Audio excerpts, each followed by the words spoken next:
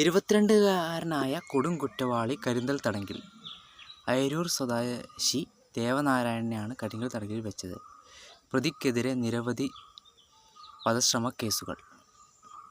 22 വയസ്സ്, എത്ര കുറ്റവാളിയാന്ന് നോക്ക്.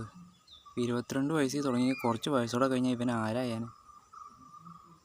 പേടിച്ചിട്ടിരിക്കാനും പാടില്ല. ഇതിനൊക്കെ മുളയിലേ നുള്ളേണ്ട സാധനമാണ്. എന്തിനാണ് ഇവരിങ്ങനെ വെച്ചുകൊണ്ടിരിക്കുന്നതെന്ന് അറിയില്ല. ജാമ്യം എടുക്കാൻ കുറേ രാഷ്ട്രീയക്കാർ. പക്ഷേ ഇപ്പോഴും ഇവർക്ക് ഈ ഗുണ്ടയാകുന്ന സിനിമകളിൽ കാണിക്കുന്ന ഒരു മാസമാണെന്നാണ് ഇപ്പോൾ ഇത്ര ഏജുള്ള പിള്ളേരുടെയൊക്കെ ഒരു വിചാരം.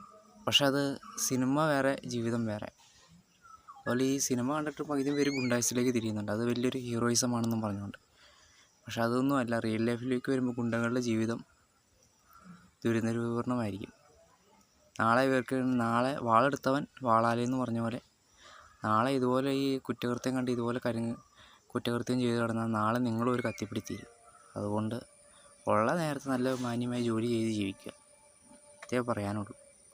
അല്ലാതെ ഈ ഇതുപോലെ കുറ്റവാളികളൊക്കെ ജയിലിൽ പിടിച്ചിട്ട് തീർച്ചയായിട്ടും ഇവരുടെ ജീവൻ തന്നെ പോയി. അതുകൊണ്ട് നിങ്ങളതൊന്നും അനുകരിക്കാതിരിക്കില്ല. ഇപ്പോഴത്തെ പിള്ളേരോടാണ് പറയാനുള്ളത്.